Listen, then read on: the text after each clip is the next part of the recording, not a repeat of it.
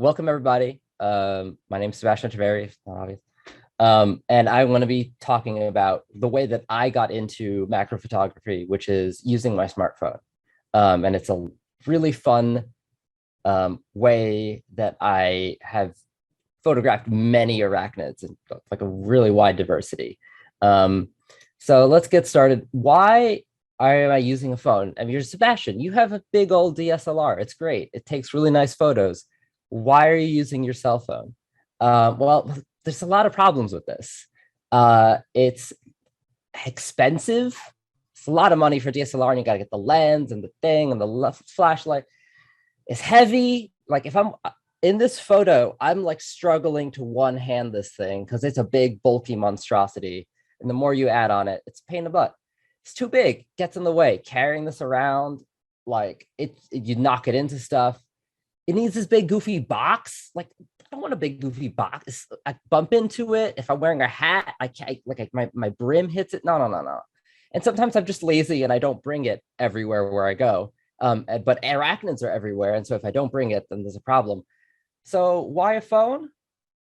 You have one, probably, that has a camera, probably. It weighs a pound or less, or usually, or a pound or so. It's in your pocket, and there is no goofy box. There's no big old thing flapping around on top of it. And you basically always have it with you. If you're me, it's with me basically when I get up to when I go to sleep. And so these are some ways that this is a super accessible tool for your photography. And some of the ways that I've managed to use this, even when I'm out with my DSLR, if sometimes I'm committing the sin of photographing birds, don't tell people that I photograph birds, but then I have a different lens on my DSLR. And I don't want to hot switch my lens in the middle of the field where it's dusty, or again, Sebastian's lazy. I can whip out my phone, take some macro photos of some cool arachnids, and at least I got a record of them. And speaking of those records, it's on your phone. You're connected to the internet if you have signal. And you can upload those to iNaturalist directly from the app. And often, if you use the setting, they're geotagged. So you know where you went, where you found these animals. It's a great way to keep track of your travels, but also to give that information to iNaturalist to help people ID and help build this database of observations. And in addition to iNaturalist, there's like, you can put it on any social media system, right? Like put it on Instagram, put it on Twitter. Really quick transition from photography to sharing is wonderful. And you can use this to supplement your collecting. So we talked a little bit yesterday in the collecting workshop that once you toss things into ethanol, they get weird. They get all discolored, especially if you're using like the 90%. You can take photos of these animals before you put them in ethanol, just to have a reference, either for your own purposes or for a drawing or anything like that, of what they look like, what their posture was like, etc. And just keep track of what that, sometimes you can put a number in there, keep track of it, tie that to your record, and that's a really nice way of supplementing your database. You can document the weird stuff you do to arachnids for research, which is both fun for talks, but also for training other people on your team, again, and without needing to bring a DSLR into the lab. And you can annoy Wayne Madison and just text him right away and be like, hey, please, what Habernatus is this? You can ask people in your group, hey, I found this arachnid. What is going on with it? What's its deal? You know, we're meeting people here, and part of that is being able to share these experiences with each other really easily. So what do I need to do this, right? Well, okay, you need to get an arachnid. That one's on you. You got to get your phone. And in almost all cases, your standard camera app will be fine. A lot of the Android ones that come built in your phone will have a like an automatic mode and like a manual mode where you can mess with the settings. I found for the iPhone, sometimes you want to look into getting a third-party camera app that has like a manual settings. Only because the first-party one sometimes switches between lenses. And then if you have a clip-on, which is what we're going to use for magnification, On one of them, it'll kind of mess it up. But basically, in 95% of the time, your phone and the standard camera app will do great. And that's what I used for literally, I don't know, like 95% of my smartphone photography. And so we have to make that Arachnid big, right? Because it's small and we want to take a picture of it big. So magnification. You don't need a fancy phone. So these are all photos that I took on really old phones. Those are the years the phone came out, not the year the photo was taken. And you can get some really nice results from really old hardware.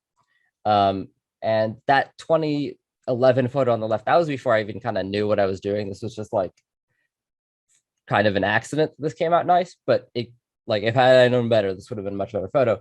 So whatever you have now, you can get started. Don't feel like you need to like upgrade or whatever. The whole big part of this is that it is really accessible in terms of price point. This is the main tool that you will probably want to use. It's called a clip-on macro lens, and it does what it says on the box. It clips onto your phone with the lens, which I made the mistake here of covering with the little cover, fitting over the camera opening of your smartphone, and it just basically magnifies the image there. Now, there's a lot of options for these, but I've seen kind of 3 general categories of them. There's this easy macro, which is a really interesting situation where it's really easy to work on any phone because it's a acrylic lens on like a rubber band. And you can like fit this in your pocket. It actually comes with a little like credit card thing to fit in your pocket. This is the first macro lens that I had.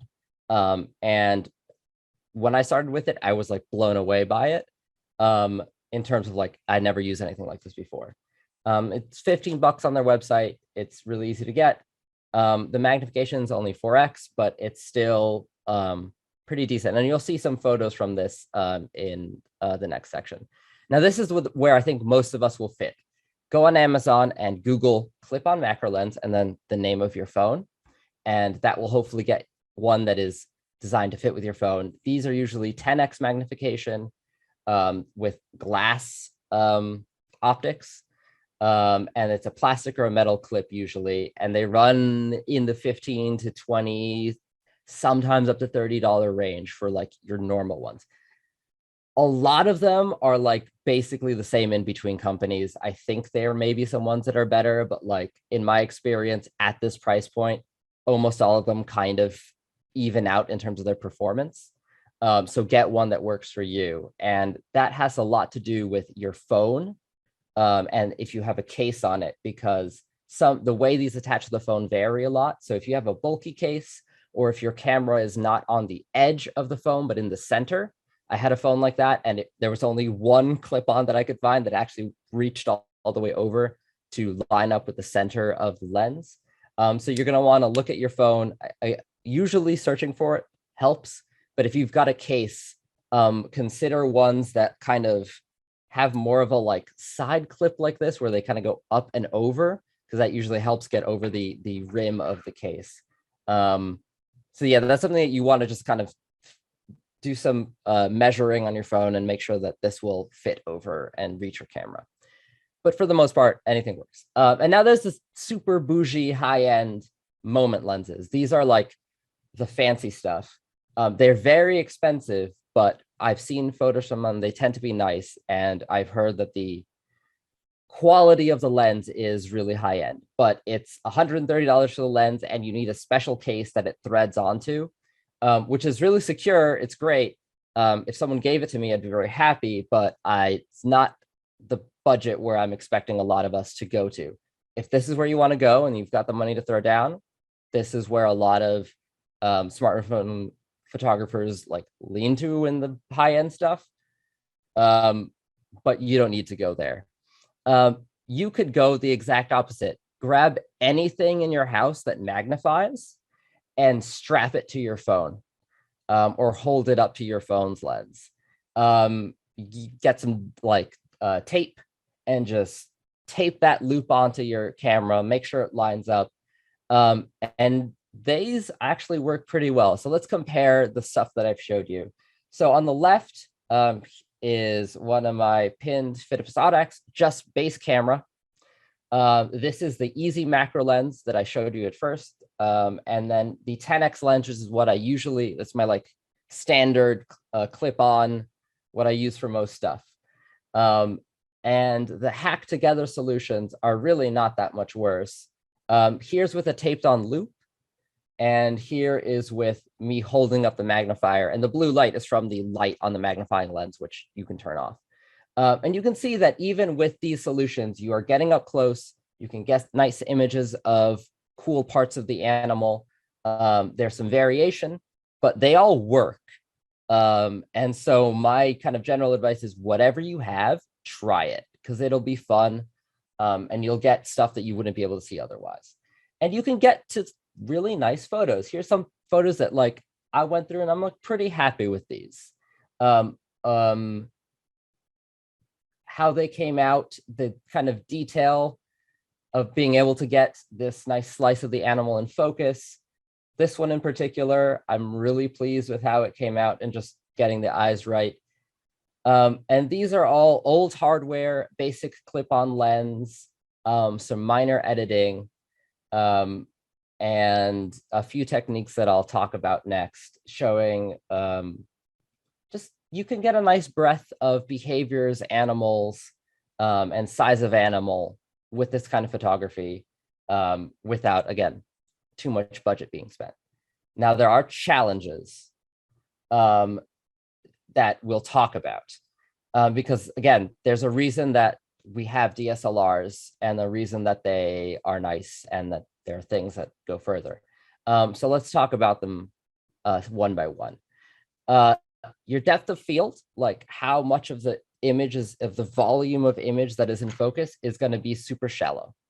So this is a Sebastian, but that's not an arachnid. That is a bark louse, I think, mimicking a jumping spider's legs, maybe.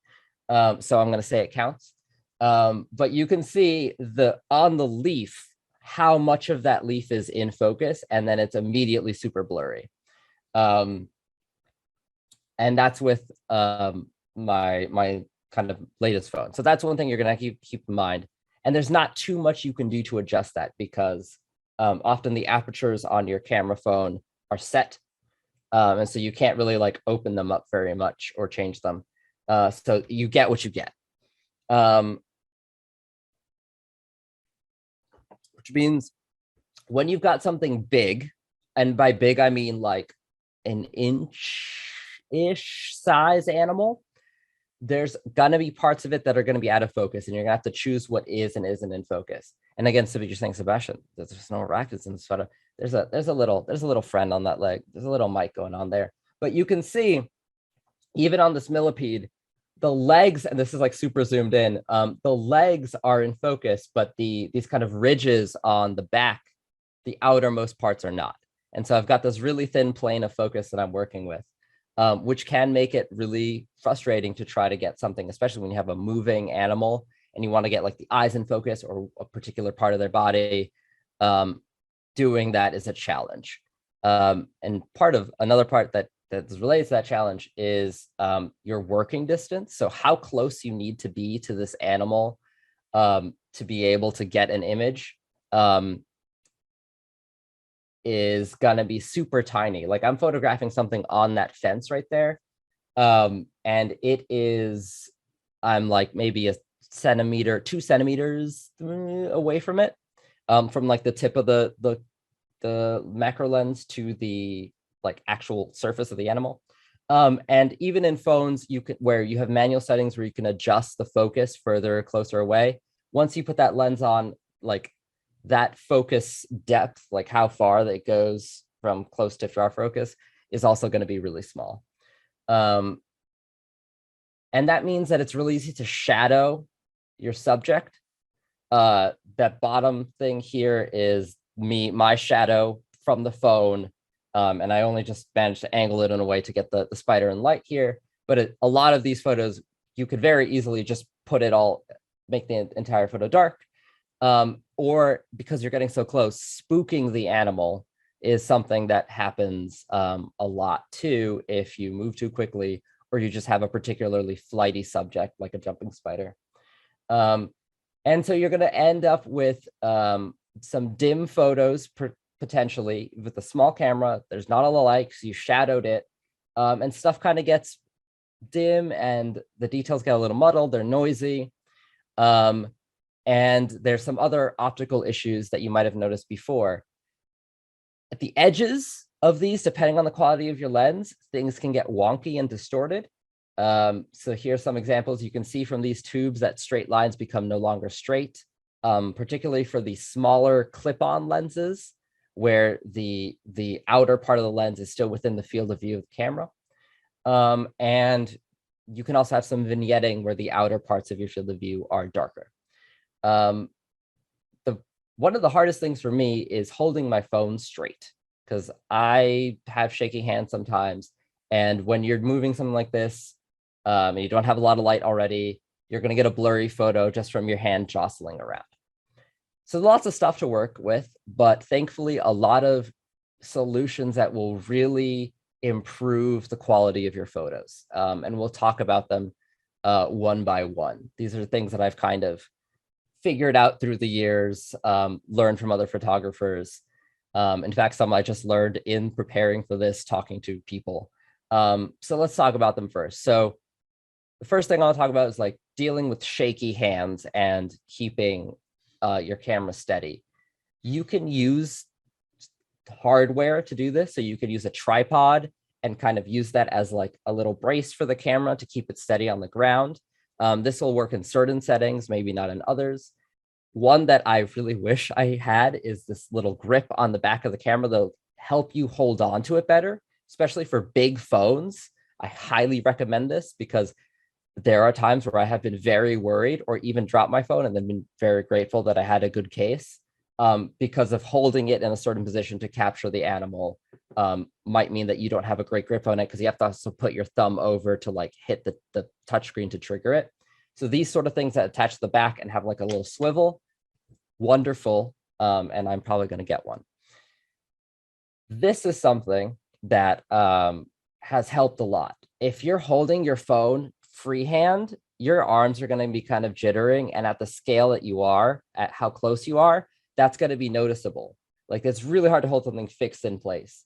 So you can use your hands together to what I call it like bridging, making it like a linked physical connection between your phone and some surface that your subject is on.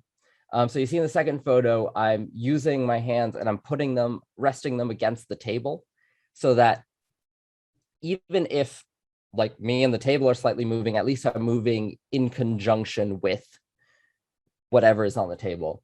And in nature, say you're in a tree looking at something on a branch, right there, you can use even just a finger or two braced against the trunk of something will really help you either sync the movement with like the swaying branch or something, or reduce it a lot.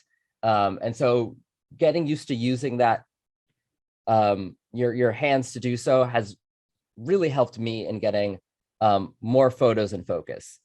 And so that's like, if anything, one of the things I'd recommend you trying out. You can also, depending on who you're photographing, if you can put get your animal on a little twig or something that you can control, you can use the same technique where you're holding it next to your phone. And since the working distance is so tiny, you can have the camera right there and your hands will move together and the shake is no longer a big deal. If you're going for ID quality photos and don't really care about like, it's got to look natural and great, a clear container is wonderful, especially something that's small, so that you can basically put your phone up against the glass and the distance from the outer rim to where the animal is the working distance of the camera, or more or less. Super helpful.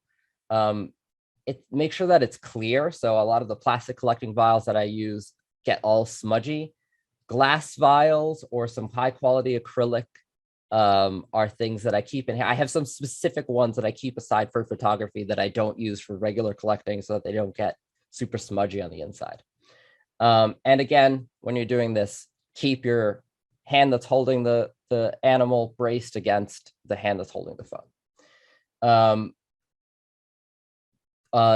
in terms of lighting, obviously, if you're working outside, getting somewhere where you are not shadowing the animal because of the sun is great. If you're indoors or at night, you can supplement your lighting with flashes are hard to use with cameras. The flash setting on your phone is kind of made to flash onto something further away. And so when you try to do it with something super up close, it doesn't work great. But you can take like a flashlight or a headlamp and just kind of aim it at your subject, and that'll help you just get a higher quality image. You're going to get a little bit of glare if there's some glass, but at the very least, I can see the animal better and maybe ID it better. You want to hold your light source a bit further away, or else you'll get this really harsh lighting where I've got this headlamp basically just out of frame on this animal, and like the really deep shadows, it just doesn't look as great, and you're going to lose some detail in those shadows. And then stuff about distortion and like maybe that came out a little dim, just some basic editing can, especially because a lot of modern cameras have really high resolution images, you can crop in and get out of the edges of the frame where it is distorted, pull up the shadows a little bit, and you'll get to see a lot more detail of your subject. And you'll still have a nice quality photo that, unless you really get close to the pixels, looks great. There are editing apps that you can use that on both platforms that are free. iPhone has both Lightroom and Darkroom, which is a non-Adobe version of Lightroom that do basically the same thing. On Android, there's Lightroom and Snapseed, which are both free versions. I saw some good stuff about Polar, but I haven't used it. But basically, these things let you adjust these sort of exposure and lighting settings on your phone, even on a JPEG. It's not as great as if you're shooting raw from a DSLR, but it'll still still help. And you can do that straight on your phone. Two more techniques that I'll wrap up really quick, because I know it's we're halfway through. Burst mode on newer phones that can take photos very quickly is a great way to hunt for the focus of your subject. So you can start taking photos and then just gently move closer to your subject and then later review okay, this is the one where the subject is actually mostly in focus. But older phones kind of struggle with this. I found sometimes that they like the burst isn't fast enough or they kind of get blurry. But on basically any phone, you can use the secret technique, which is video. Because video is just a lot of photos in order. And so if you take a video of, say, this Colonus jumping spider that is hopping around and jumping at me and doesn't want to stay still, well, let me get close to get a nice photo. And then you go into anything that'll let you take still shots. You can pull out some decent quality still images of your animal from that video that are dependent, and this is cropped in a lot, so they're a little a little noisier. And on an older video settings, which we'll talk about a bit, you can still get some nice images that are showing things that it would be, especially in the wild where you can't necessarily hold the animal in place, you can't necessarily control the shake. You can still get some nice images of these animals from a video. So these are just some still frames that I've taken from videos that have come out nice and shown detail of an animal that I might have struggled to take a single photo of. And there is some advice that I really recommend here that I didn't follow for those previous photos because I didn't really think about it. Frame rate, if you can adjust the frame rate on your camera, set it as high as possible to take as many photos. That increases the chances that you're going to get a frame that has the focus that you want. And be really gentle when you're panning over the animal so that you're not jarring and creating a blur. And then any sort of video editor, VLC, which I think both has a phone and a desktop application, is free, that has a screenshot and a frame-by-frame mode. Use that, or whatever video editor you like. Take your little snip of whatever, the still of the image, and boom, you've got a photograph. Especially on newer phones that can do like 4K 60 FPS or 4K 30 FPS, you can get some really nice stuff. So my final advice is just whatever you've got, try it, put together a little macro kit and stick it in something that you take with you everywhere. And you will realize that you're taking a lot more photos of animals because you've got the ability to do so all the time. And that's one of my favorite things about this sort of photography. And so thank you for listening. I'll hand it over to Sean for his half, and put any questions you've got in the chat now. We'll come back to them after Sean's half of the presentation. I just want to make sure you get to see the really cool stuff that he's got going on. All right, can everyone hear me? Probably. Yeah. All right. So my name is Sean McCann, and I'm a bit of an arachnologist and a bit of a photographer, and I study animal behavior, and I like animals. Ever since I was a kid, I really liked animals, and photography has been a very good way for me to explore my passion for the natural world. So I'll tell you a little bit about some techniques that I like to use. So I'm going to share a screen with you. And can everyone see that? Ooh. Title slide. All right, so I'm going to talk to you today about macro photography using compact cameras. And my experience is primarily fairly old compact cameras made by Canon.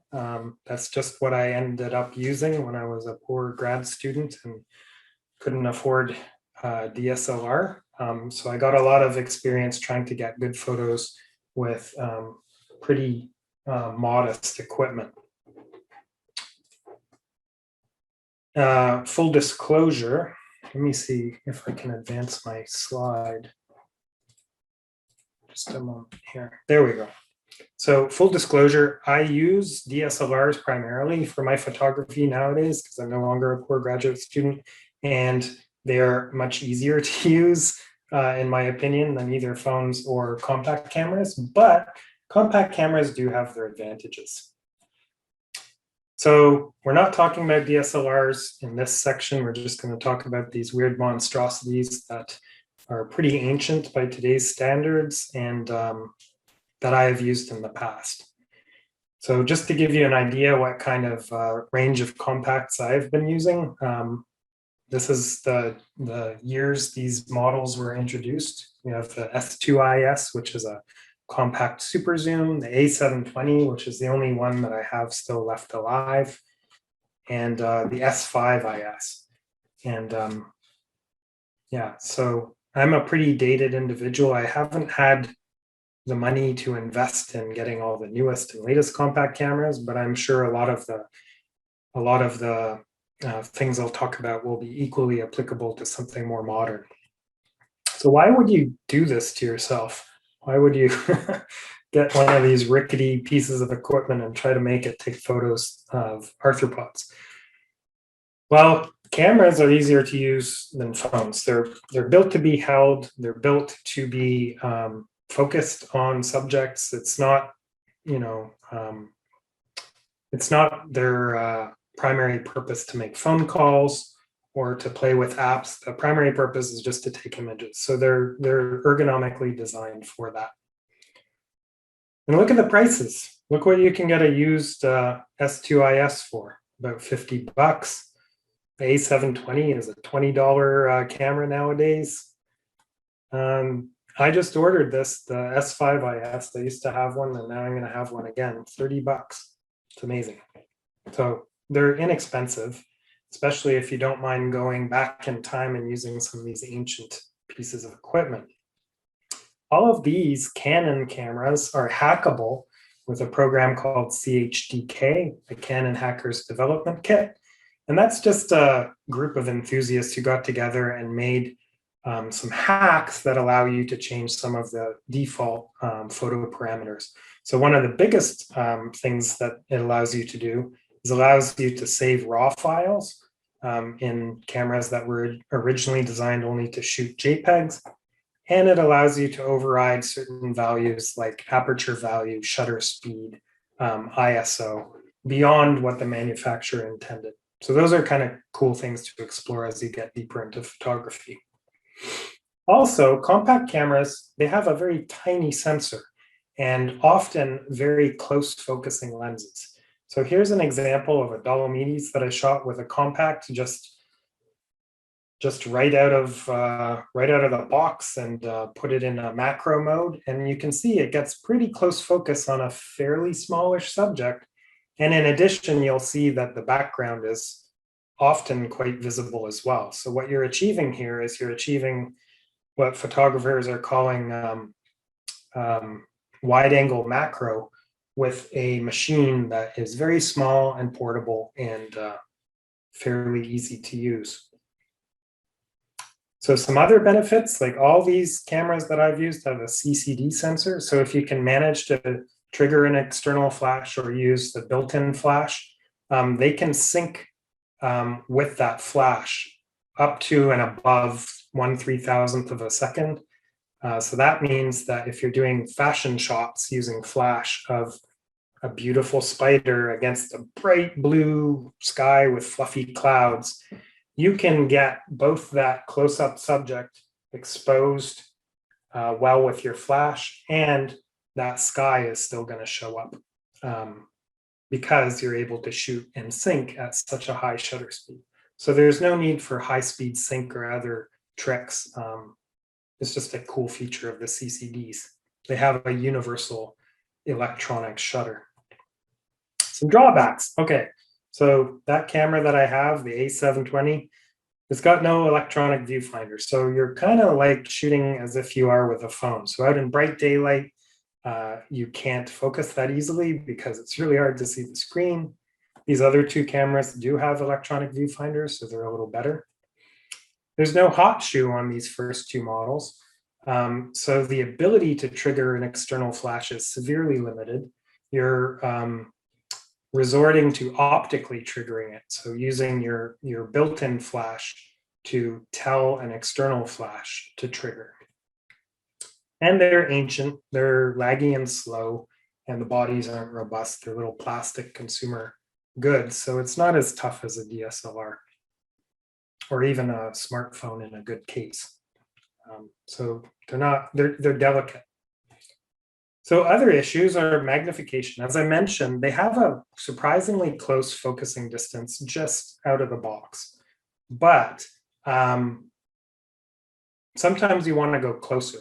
And so here's an example of just the default macro mode on one of these cameras. You can see I'm shooting larger subjects. So it does quite well for that, because you don't have to be right in the animal's face to get shots like this. So you're not obscuring the natural light. So these are all cool arachnid shots, just shot with the camera with no add-ons. Here's not an arachnid, it's a lizard, but it shows you what you're capable of doing. So small sensor compacts have adequate image reproduction in small animals. The sensor is small, the lenses focus quite closely. The drawback is you need to get that camera very close, just like the smartphone, which may impinge on any natural light that you're hoping to take advantage of. So I want to talk to you a little bit about macro diopters. So these are like the clip-on lens that goes onto your smartphone, but it's made for a camera. And not all macro diopters are created equally. There's a lot of very, very bad ones, but I recommend these ones made by Raynox. They're very adaptable. You can use them on SLR lenses, and you can also use them on some of these compacts. So even the compact's camera lens at a long zoom setting will focus very closely. So I'll show you what that means in just a bit. So the result of this is analogous to a telephoto macro lens in a DSLR. So the subject will be isolated. You'll have a greater working distance to your subject, so you can get more natural light in there. And yeah, you can also get supplemental light, like from a flash, easier onto your subject without shading it with the camera. So there's an example of the macro diopter mounted on 2 cameras. These are mounted on what's called a bayonet mount that Canon put on some of their enthusiast compact cameras. It's basically a filter adapter that allows you to screw in a typical lens filter.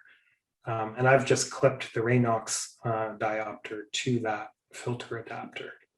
So here's an example of an image taken. This is not taken with the diopter. This is just the native macro mode. You can see a lot of the background is in focus. And here's an idea of the subject size. We got a Miss Yumina Vadia that's a little smaller than the tip of my finger. And this is what it looks like when you clip on the diopter. Immediately you see that there's massive vignetting and not very good. But you zoom in a little more, you're starting to get a lot better. And you zoom in a little more, you get much better magnification, and zoom in all the way. And essentially what you've got here is a telephoto macro lens where the subject is isolated from the background. And yeah, this was all shot with natural light on a very ancient camera, so hence the noisy image. But it shows you basically what the Raynox is doing. And here's some examples of shots taken with that setup.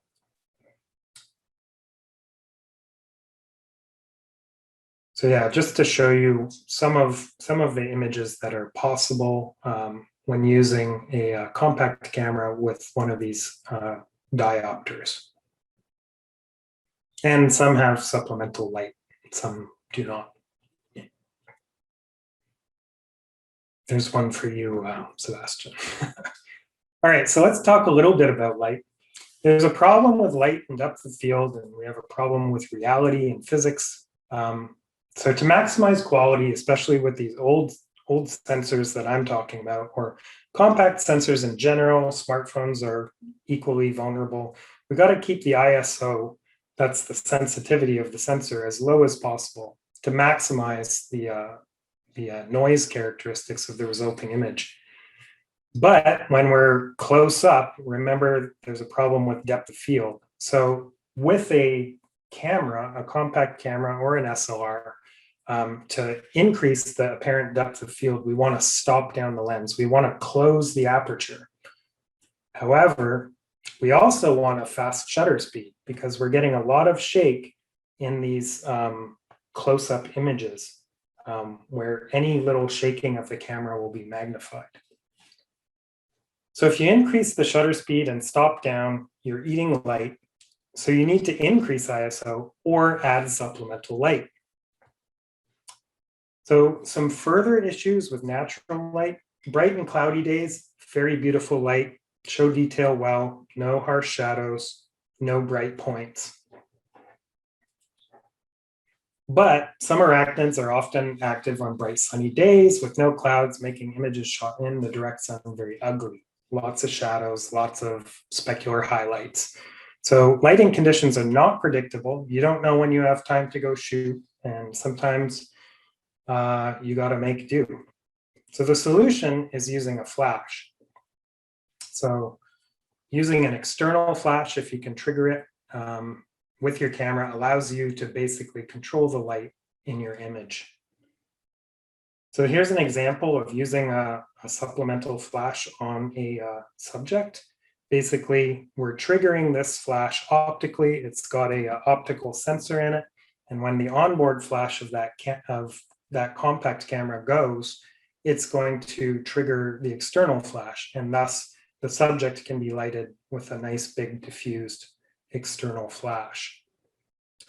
So this is what it looks like. I'm using the internal flash in a manual setting, and I'm using the optical triggering in the S1 mode. So basically, once it sees a bright light, it's going to fire at the same time.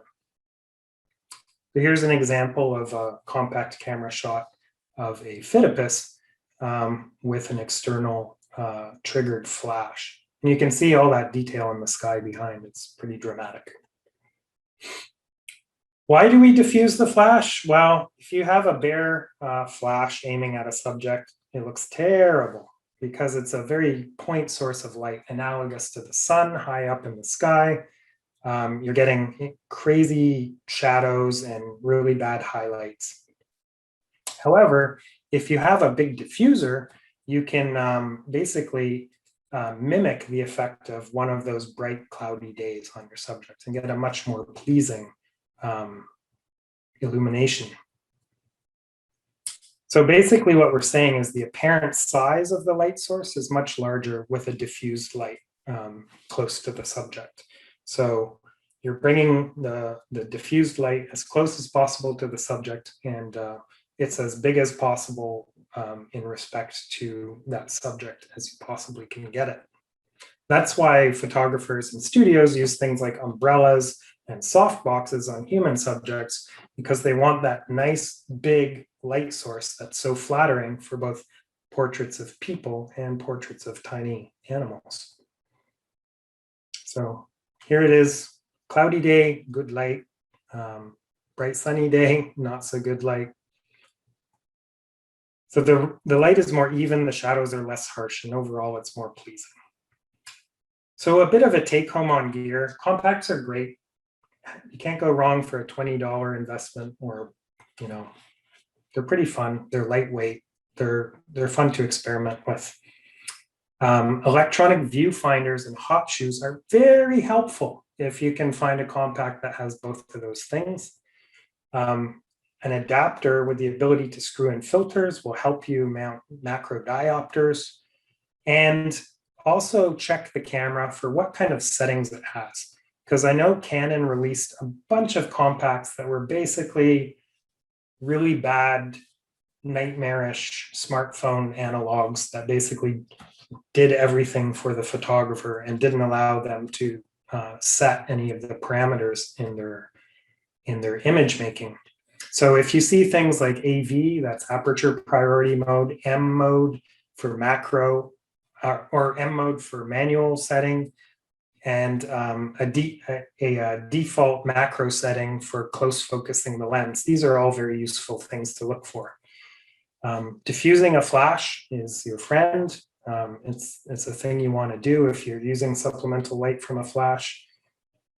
And if you're triggering off-camera flashes, you can do so with radio triggers, which are cheaper than any flash cable that's ever been sold. And sometimes you can get flashes with an integrated receiver. Raynox diopters, they're high quality and versatile. They're much better than a lot of the other diopters out there. Okay, so what's the time? I want to just check the time.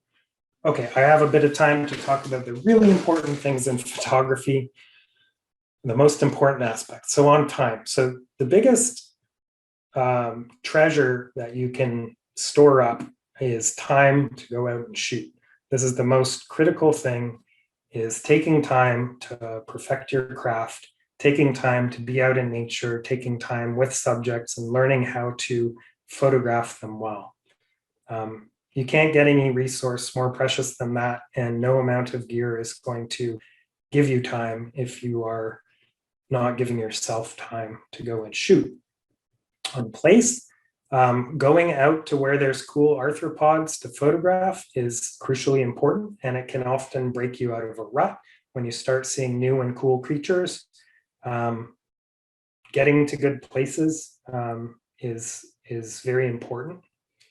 On mindset, and I put a picture of my dog Zora, since she's such a fanatic about her activities like fetching sticks. Also, you know, cultivating a mindset that's receptive to going out and experimenting, going out and exploring is crucially important. If you find yourself super stressed out all the time and feeling like you want a cocoon at home, that's a valid feeling. But if you can try to give yourself the space to say, no, guess what? I'm going to take half the day and I'm going to go out and shoot arthropods. Then you're doing yourself a big favor. In perspective, it's just kind of a funny thing to say. Getting a different perspective on subjects is often helpful, but also your perspective on like even a common subject like a big Phidippus jumping spider, you might say, what's a new way I can portray this animal that will be interesting to look at, or show me more details, or convey a certain aspect of its biology. So anyway, so we can talk about other compact options, anything, because I don't have much experience with especially more expensive cameras, things with a large zoom range, things with a hot shoe, things with a larger sensor. I know there's compact cameras nowadays that are being released that have up to APS-C size sensors. Sony makes a whole whack of them. Canon G series is like the pro compact camera. I've used them, but I haven't owned one. And also the ability to take high frame rate, high definition video is something could be discussed. But that's all I got to say about that. So thank you very much. And I want to try to get back into my meeting, but I do not. There we go. All right. Is that okay? That was wonderful, Sean. Thank you so much for sharing all of that. You're welcome. We've got about 8 to 10 minutes before we had the scheduled time to start for the advanced technique. So we're happy to go through questions that have come up now. It would be helpful if you had a question earlier, just retype it now, but I'll also go back and search through. But maybe we can start monitoring chat and going through stuff. So yeah, questions for either of us or anything kind of related to the workshops. I'll just bring up, I think the first question that I saw was, do you have tricks if I have a reflex camera, but not the means to buy an external flash, Sean? Yeah, there are ways that you can actually use the pop-up flash. And if your SLR has a pop-up flash, and basically you just aim that pop-up flash at something like a styrofoam diffuser or something to this effect. So basically you're using the pop-up flash to illuminate a larger diffuser that kind of sits over the subject area. If you have a pop-up flash, not everyone does.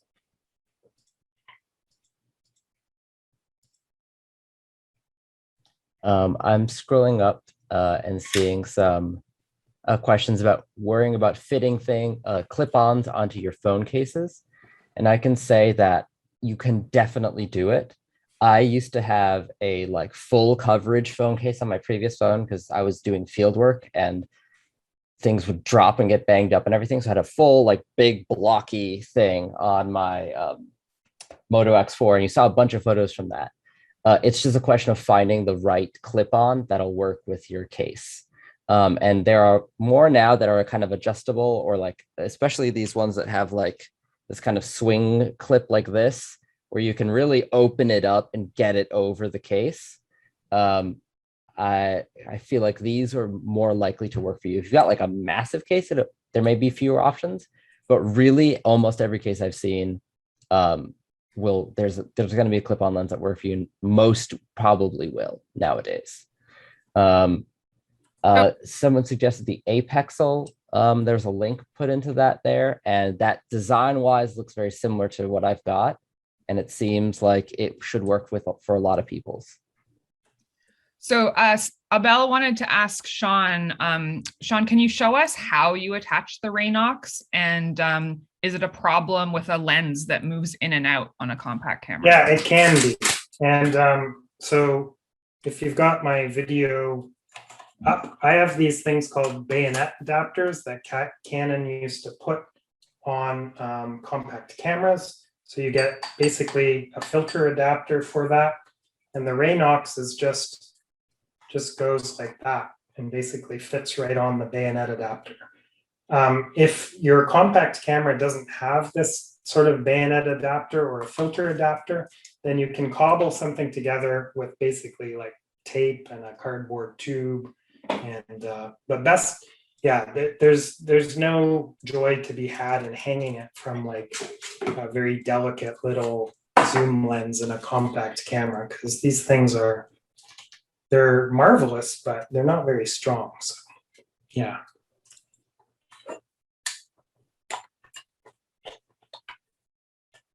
Does that answer the question? There's a couple people with hands up here, Rich and Darius. Rich, do you want to ask your question? Yeah, I was just, I'm going to point out a little teeny camera that Jay Staffstrom pointed out to me. It's a Ryko. It's actually capable of underwater photography, which is quite nice. So it means you can get it soaking wet. You can drop it right in the ocean, take it scuba diving if you want. But it's also very versatile and extremely durable. They say you could drop it to concrete from 15 feet without any damage. I've certainly dropped it in a few situations, and it's great in the jungle. We got it for Costa Rica because it's so good. And it also has a macro mode with a nice set of ring flash. You can get right down on top. It focuses down to about 1 centimeter. So it's a good, cheap option, and it does a lot of different things poorly. Yeah. Doesn't do anything super well.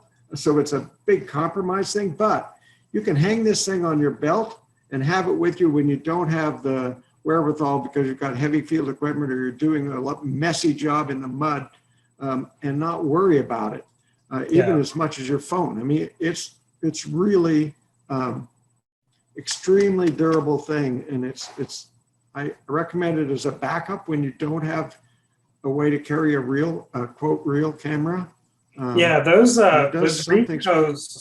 super tough models are great, especially since they started making some with a direct optical path, basically the lens right in the middle, because they used to make these ones with basically a periscope optical path with a tiny lens up here and like feeding the image down a periscope to a sensor, that just to make it more compact. And those periscope designs were often terrible image quality. But now that they've started making them with a direct optical path, there's a lot of really good stuff that can be had. I've not used them, but I've seen the results of them, and they look great. One other thing with it is you can stick it right on your microscope, on the eyepiece of your microscope, and it takes decent pictures. So if you don't have a digital trinocular microscope, you could just stick one of these Ryko lenses just like your phone, which if you line it up right would do pretty well, and you can get a picture of whatever you're looking at, 400x or whatever on your microscope. I'm almost wondering whether microscopic images are better with a small sensor camera in general, just because of the depth of field benefits. Because I find when I mount my SLR, I have to stop down so much that I'm getting a lot of diffraction softening, and just the whole optical path is full of crap. But that's something I have to practice with. Darius, did you have a question?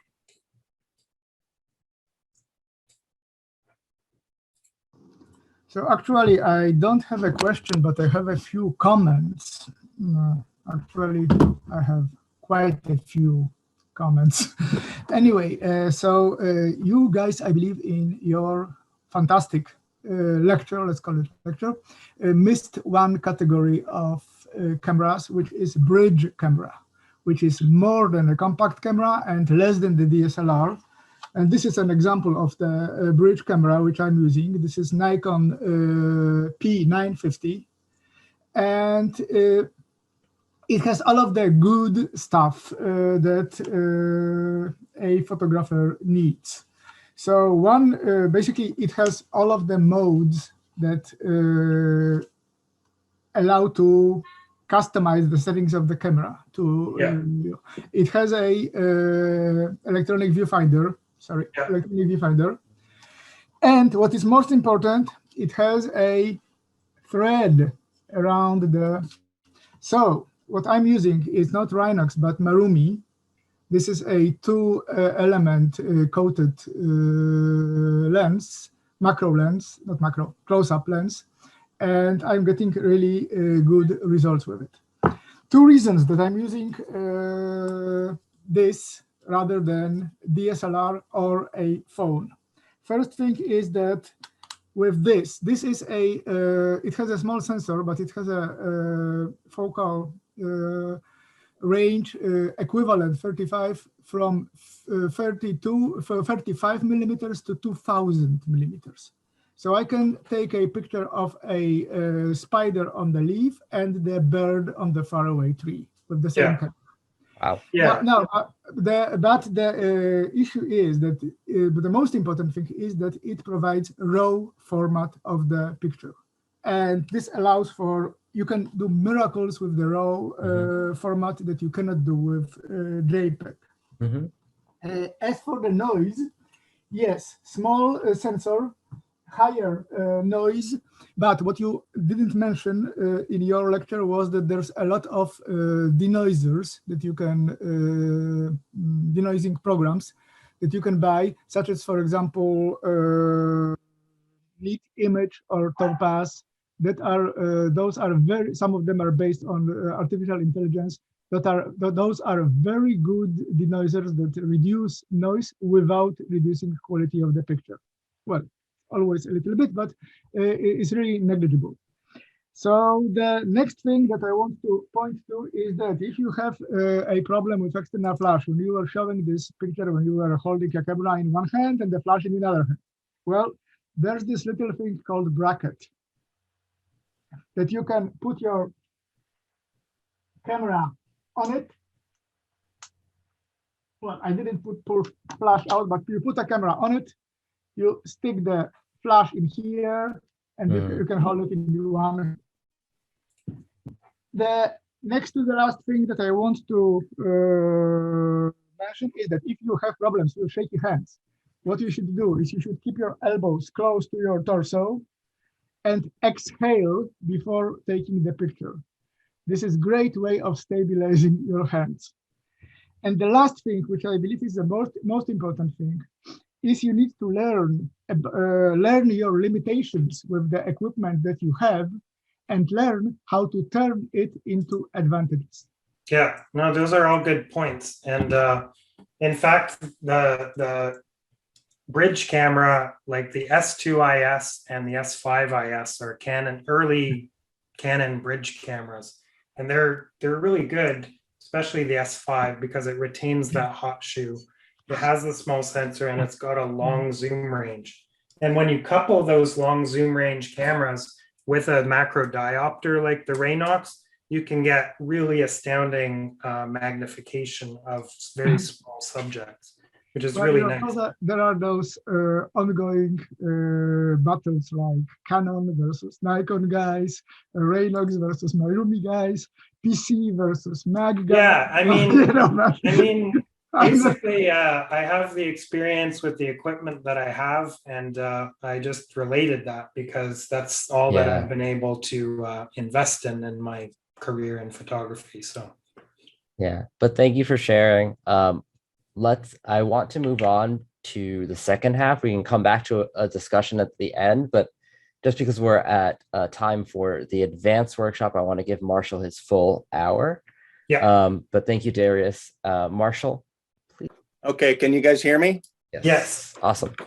Awesome. Thank you. My name's Marshal Hedin. I'm an arachnologist from San Diego State University.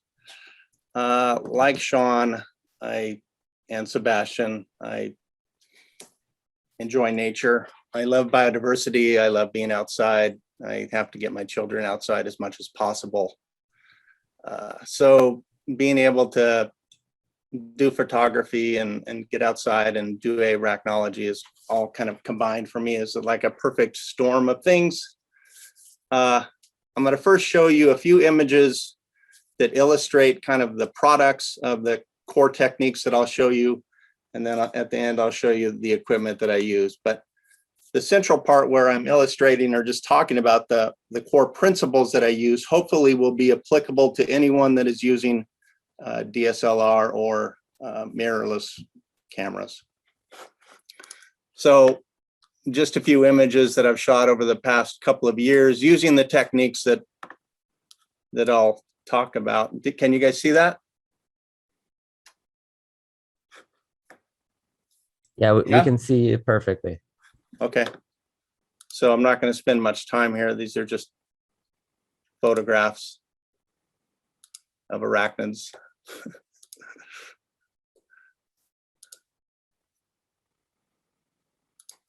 Okay.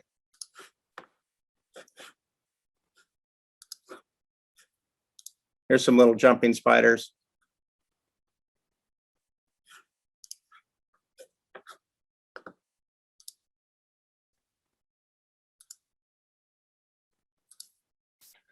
I have to say that I've been interested in photography for a long time, but only within the past few years have I kind of figured it out to some reasonable level. So using the techniques that I'll discuss now. So I need to stop sharing for a second and then show you my PowerPoint.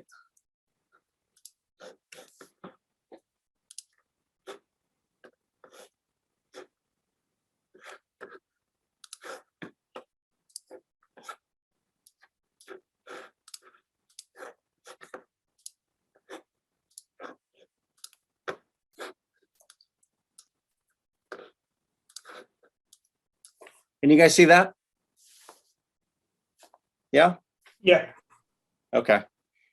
So I meant to use a Wacom tablet where I could actually write, but my Wacom tablet isn't working this morning. So you guys will have to suffer through me writing with my little Mac mouse. I should have made some slides, but I figured that just kind of moving through this as if I was writing at the board would be maybe different somehow. So I'm just going to discuss the exposure triangle and how I use that, and actually the exposure triangle becomes an exposure square or an exposure rectangle because I'm generally using flash. So we'll start off with the shutter speed of the camera. Of course, everything that I do is in full manual mode, so I have kind of control of everything. So when you think about a camera in manual mode without a flash, you're generally dealing with 3 parameters. That's the exposure triangle. And then if you add the flash, then you have to add that 4th because you're adding light that you can control. So if you're dealing with shutter speed, let's say that you're down here, that is something fairly slow, 1/30th. And then of course you can go to something that is very fast, let's say 1/1000th. Of course, this is more light over here. This is less light over here and more light over here. So for DSLRs or mirrorless cameras, you'll have to do some research to understand what your max sync speed is for a flash. And for me, the system that I'm using, it's 1/250th of a second. So because I'm generally using flash, I just kind of lock in this variable and don't change it. So my shutter speed doesn't really vary. So out of that triangle, this parameter is essentially fixed for me. Now, sometimes if I want to use flash and still allow for more ambient light, then I can move this down to 1/200th or 1/150th, something like this, so that there is a combination of flash and more background ambient light.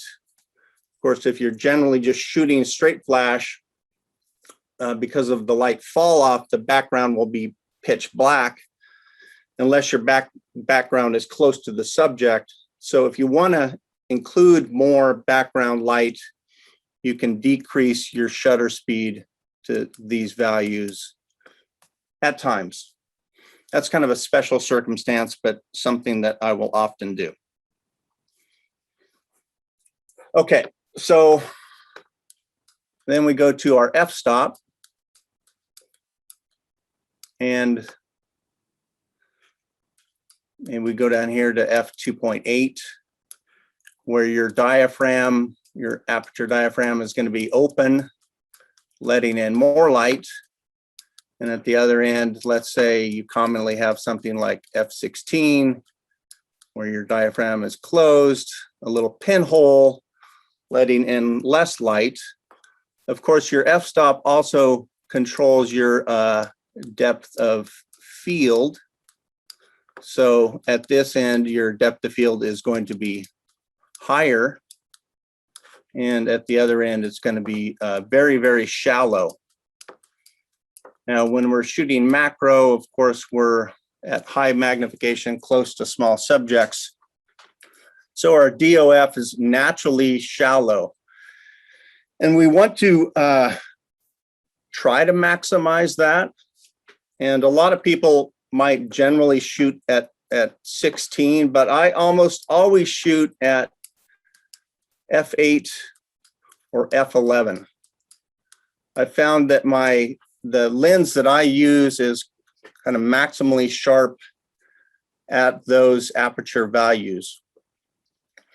So if I want to, and this is really basic personal preference, and so if I want to include full depth of focus for the subject, I might move up to 16 or even higher, but then you move into what is called diffraction. So generally I don't do that. And if I want full depth of focus, I'll stay at 8 or 11, and then later maybe just stack some images. And we can talk about that at the end and how you might do that. Just please remind me. So we go back to our idea of the triangle, and shutter speed for me is essentially a fixed parameter. And my f-stop is also, in most cases, a fixed parameter between 8 and 11. And again, this will depend upon the lens, the optics that you're using, and how they behave, basically. So lastly, we go to our ISO. As Sean was discussing, this is going to control noise. So at the low end, for example, it might be at 100 or maybe 64. So our noise levels are going to be low. And at the other end, they're going to be very high. And this will depend upon your camera. But what I have found is that I can shoot my DSLR and be satisfied with the noise levels up to around 320. If I go much higher, then it becomes noisier than I prefer, although you can use denoise software to cut that out if you need to go higher. So how I look at this is in my triangle.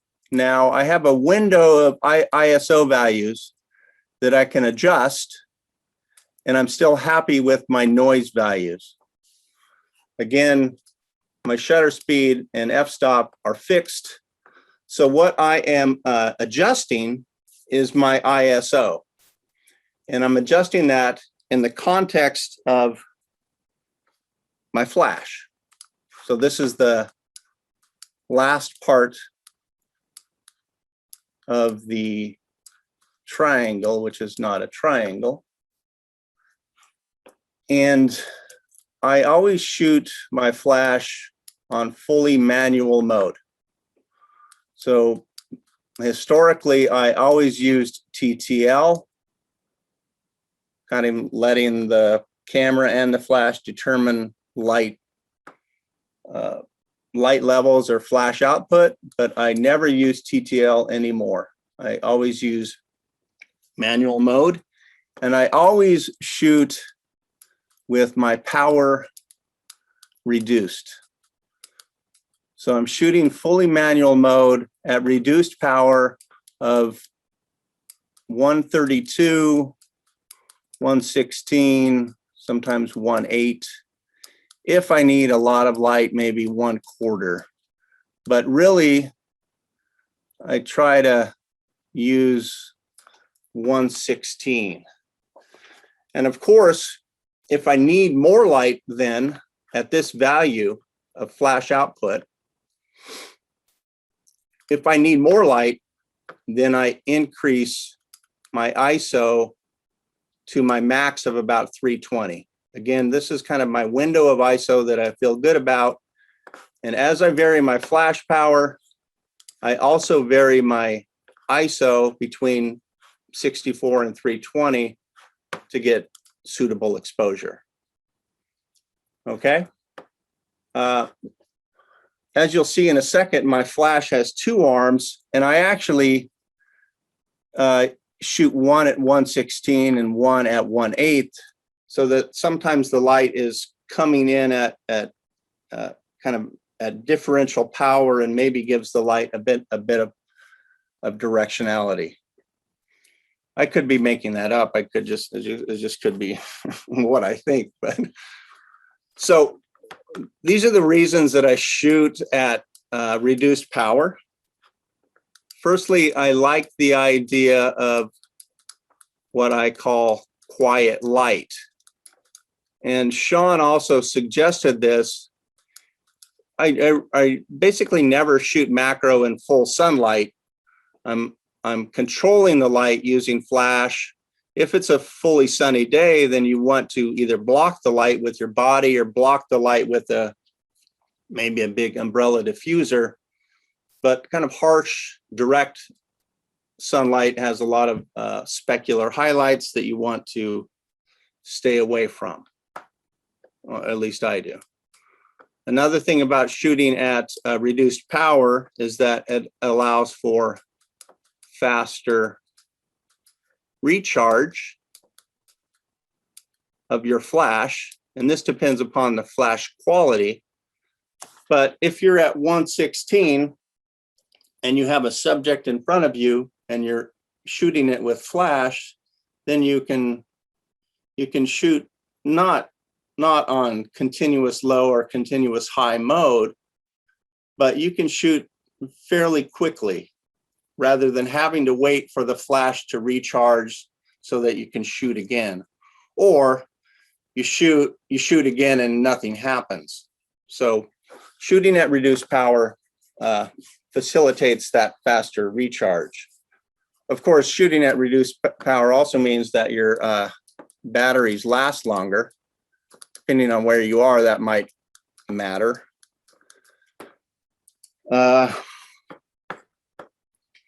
If you have a faster recharge, this facilitates stacking. So when you're going to stack an image, you're looking at your subject, and I'm always focusing manually, so I'm not actually adjusting the focus. I'm just moving in and out very slowly. Of course, you're trying to be as stable as possible. So this is a manual stack, not on a macro rack or anything. So I'm stacking, but my flash recharge is still such that I can shoot, move, shoot, move, shoot as I move through the subject at different focal planes. So that faster recharge facilitates that stacking.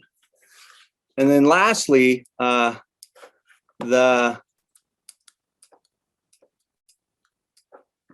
power impacts your burst duration.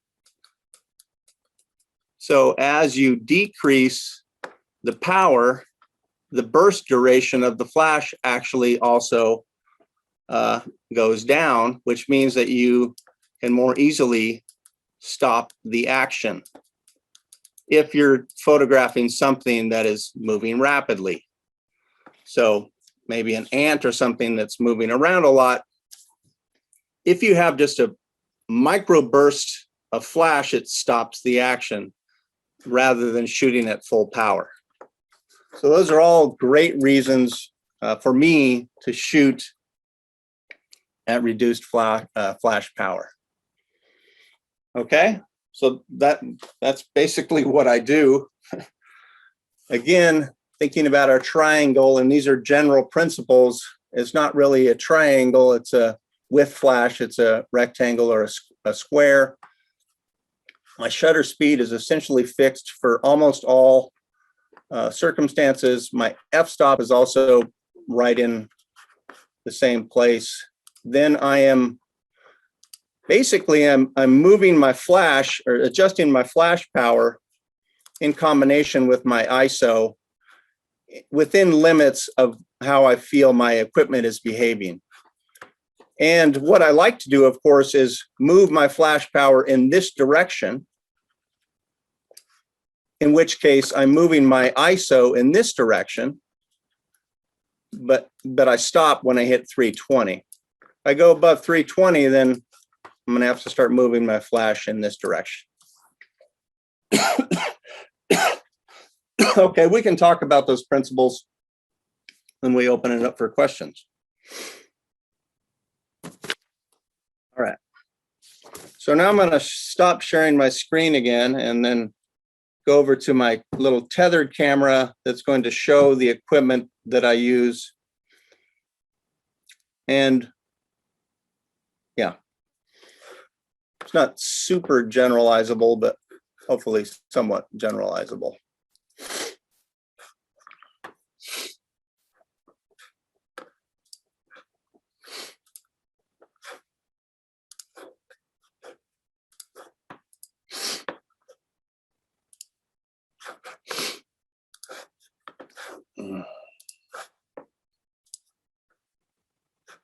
Okay, can you guys see that?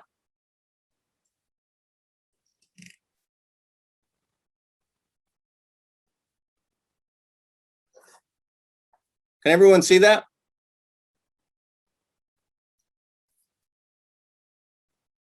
Yeah?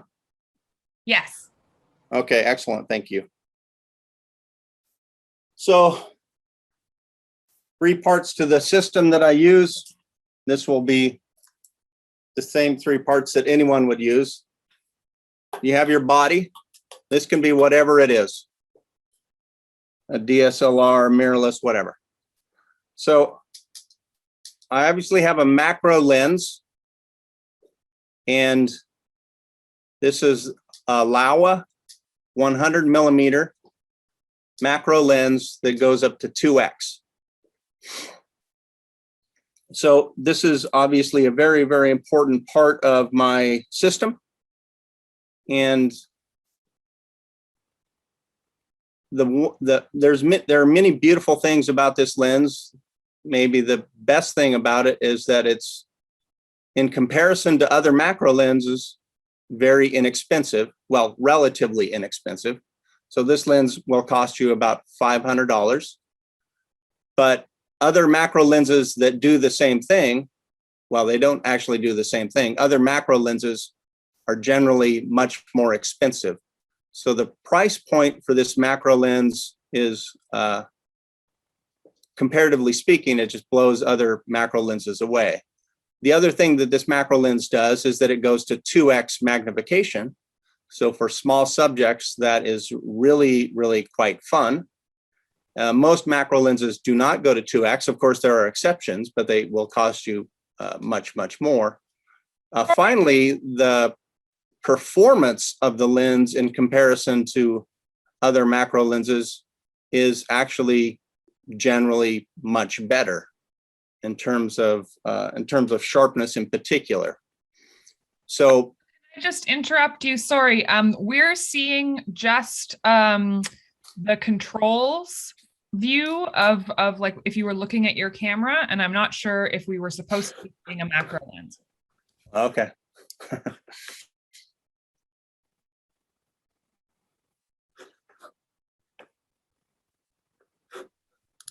try that again.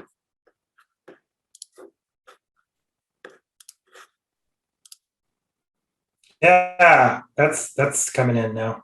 Sorry. Okay, quickly. Here's the camera. Here's the lens that I've been talking about. Okay. And the last thing that I was going to say about that lens is that it is made for basically all mounts. So it's versatile in that respect as well. Doesn't really matter what make or model of DSLR or mirrorless that you have, Sony, Canon, Nikon, etc. The Laowa company makes mounts that will fit all of those bodies. Now, of course, this lens is fully manual. The focus is manual, and I almost always shoot manual focus anyway. And, you know, you generally don't have control over the f-stop either internally, so you just have to set that on the outside and make sure that you don't move it.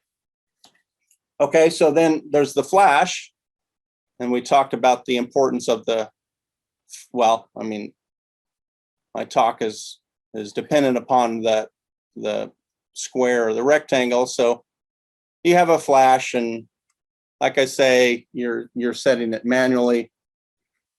I like this flash because you can control these arms. It has this nice center LED, which is very handy for working at night, etc. As Sean was suggesting, the fusion is really the most important part of this entire system. And this is just a DIY diffuser right here. You can look online, go to YouTube, Google DIY macro diffusion, and you'll find plenty of ideas. You just need to make something that really doesn't cost anything, a couple bucks, and start to use it and play around with it. So I understand that, well, for me, this plus this is about $750 of personal sanity. It's kind of how I get through life these days. And both of those things in combination, I understand that those things would be expensive for some people, but I think that that investment is, for me, it's been kind of transformational. I've always had a body, but I've never had the lens and a reasonable flash.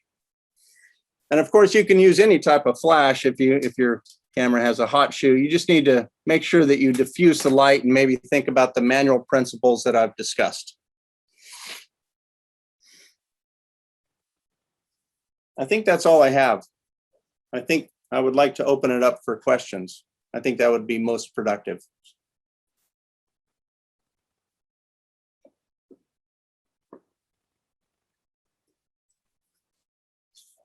Sebastian, have you been monitoring the chat for questions? Sorry, I was muted. We had a few questions here. Let's see. Well, I asked one about the lens that got answered.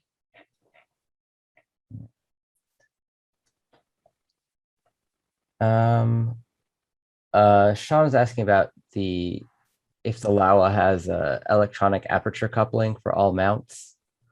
Not for all mounts. Okay, that's what I thought, but I wasn't completely sure. What program? Abel asked, what program do you use for stacking? Which is a question I've had for a while as well.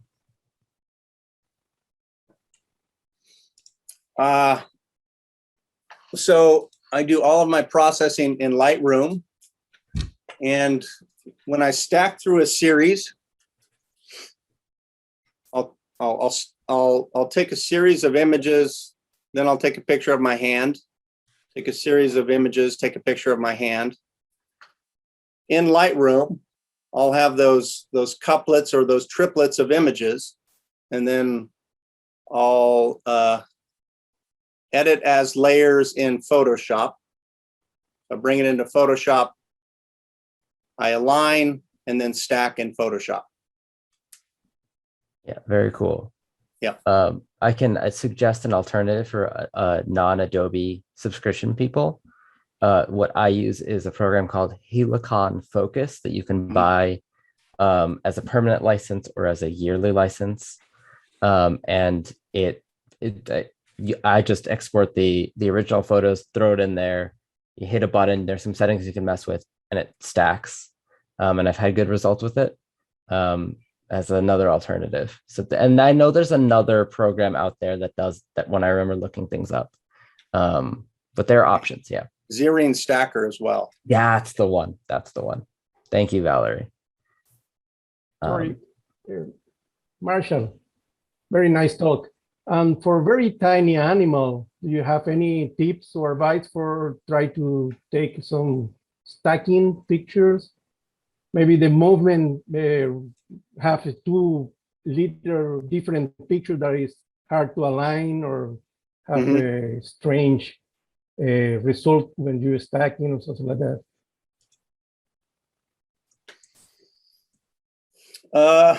I mean, any tips for hand stacking, because this is really hard. Yeah, like I say, I just try to brace myself. Of course, if it's very small and close to the ground, you might use a little bean bag or something to further brace yourself. But I'm braced. I take a series through, do it again. Sometimes my stacks work, sometimes they don't. Okay. And closer rings, did you have any experience with closer rings? Like a Raynox? No, I mean the, oh my God, in English, I don't know, remember. It's the sorry? Extension tubes? Extension tube. Extension tubes. Oh, Sorry. I know that extension tubes reduce the light a lot, but maybe. Yeah. I have extension tubes for my system, but I never use them. Yeah. I will say for if you're looking to start and you have a DSLR and a kit lens, a set of extension tubes is about $50 or 50. That's kind of what I got, maybe 50 to 100. And it is a good like way to just start taking macro photos without needing to go to the full 450 lens. They aren't as nice as the full lens, but they are also a lot cheaper and you can get really nice. I've taken some of my favorite photos with those. The way they interact with your lens is a bit idiosyncratic in that some lenses take nicely to them. For me in particular, the Nikon kit lenses do fine. And then some, depending on how the optics work of the lens, they just get really blurry and sad. But extension tubes are definitely a thing that's worth checking out if you are starting out or on a budget. Thank you, Marshall. Yeah, I would just reiterate the value of extension tubes is just to play around with them and mate them with different lenses that you might have, just to see what you can achieve with a closer focus of that particular lens. I'm having a lot of fun with this Pancake 24mm lens. That's actually what's shooting me right now. And yeah, put a really thin extension tube on it, and it does really good close-up macro, wide angle macro. It's pretty fun. If we can move on to the next question, RJ asks about how much time, Marshall, do you need to set up your shot, especially when you're dealing with like a moving animal in the field, or are your manual presets like what you've already dialed in enough and you don't need to like be adjusting things while the spider's running away? Mm-hmm. Yeah, that's a good question. Like I suggested, two of the parameters are fixed. Then I'm just adjusting the third. I quickly take a shot using the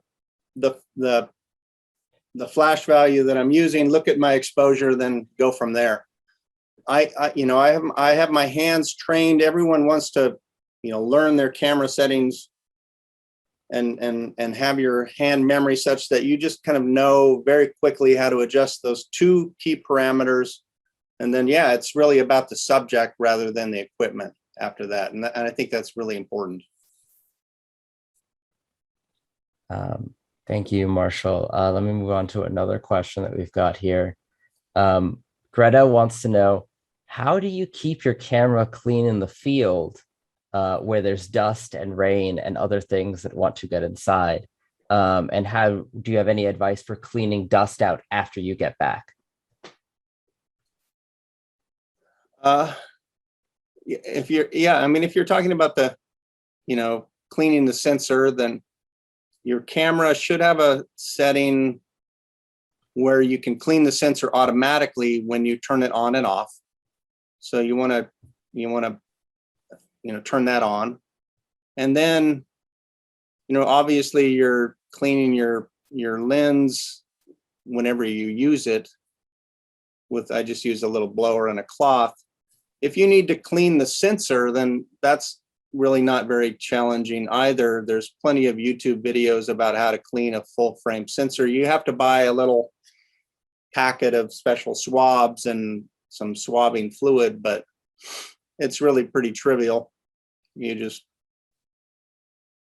expose the sensor and then swab one way, swab the other way, and that's you call it good. I have to say that I've used my camera in the field for years and years, and I've only cleaned the sensor once or twice, so it's not that big of an issue for me. Yeah, one of the nicer things about some of the newer cameras and lenses is that they're more weather sealed and just resistant to stuff getting in. Though it is one of the reasons that I am always nervous about switching lenses in the field, because then that's when the stuff sneaks in. We've got two questions about similar subjects. When you're in the field and it's sunny, how do you deal with glare on your screen when you're checking settings or anything like that? Do you use like a hood or anything, or any? No, I mean, I guess I just shade the screen with my body. However, go into shade, have the display set as bright as possible. I've never found it as too challenging for photography. Certainly, well, depending on what your camera is for videography, but yeah. There's a question that I think is interesting about how you're actually composing your photos. And this is something that I've thought about before as well. When you're taking your photos, are you looking through the viewfinder or are you using the live view mode on the screen? Especially when you are photographing something that is like up in like a little complicated place where you have to like shove your camera or like contort yourself.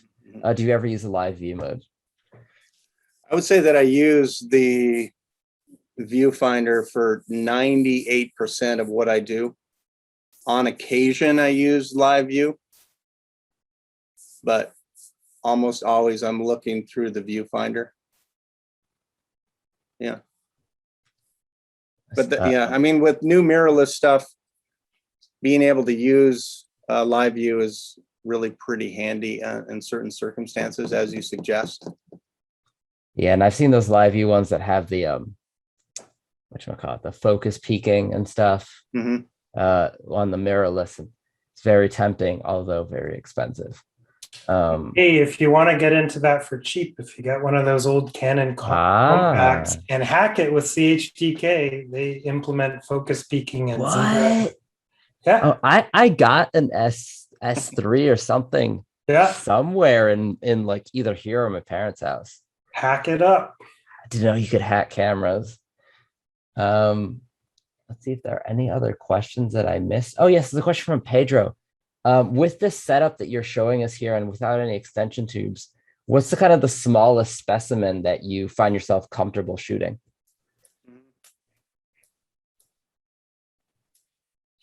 Well, I mean, that kind of depends upon your sensor size and what you want to do with the image. If you just want to show it on Instagram, then you shoot something really small and crop crop the heck out of it, right? If you want to print, then it could be more problematic. I mean, I shoot some pretty small things, and could you give I us an have a example reasonable- of a size or an animal? Yeah, let me stop sharing. I'll show you an image of something. Is that okay? Yeah, that'd be great.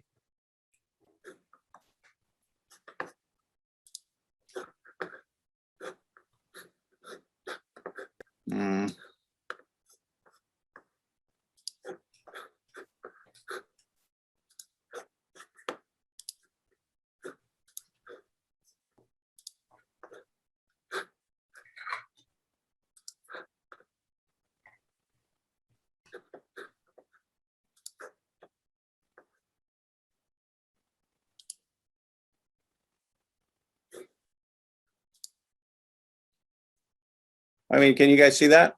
Yep. Yeah, we can see it. Yeah, I mean, a lot of the little Laniatories harvestmen that I work on and photograph are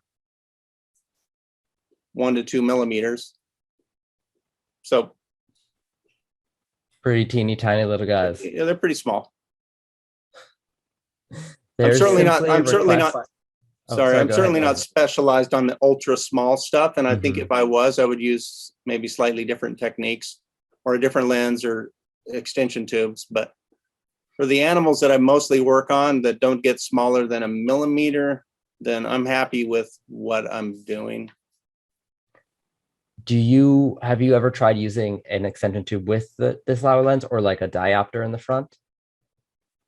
I haven't. Like I say, I have some tubes and I've put them on there before, but I don't know. I just don't typically use that.